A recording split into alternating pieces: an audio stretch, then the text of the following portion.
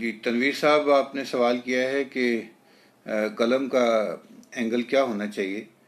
تو میں نے اپنی ایک ویڈیو جو آج شیئر کی ہے اس میں یہ بتایا ہے کہ نستعلیق کا جو کت ہے یہ اس کے بارے میں اساتذہ کہا کرتے تھے کہ یہ سیدھے جیسا ٹیڑھا اور ٹیڑھے جیسا سیدھا ہوتا ہے.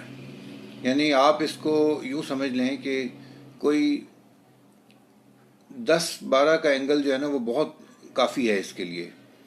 یعنی اگر ہم بالکل سیدھا کاٹتے ہیں تو وہ اس کو آپ سمجھ لیں کہ یہ 180 پر اگر ہے فرض کریں تو 180 سے آپ اوپر کی طرف سمجھ لیں 170 یا 168 کا اینگل کر لیں. اگر آپ اس کو نیچے کرتے ہیں 180 سے تو پھر آپ سمجھ لیں کہ اس کو جمع کر لیں تو وہ 192 بن جائے گا.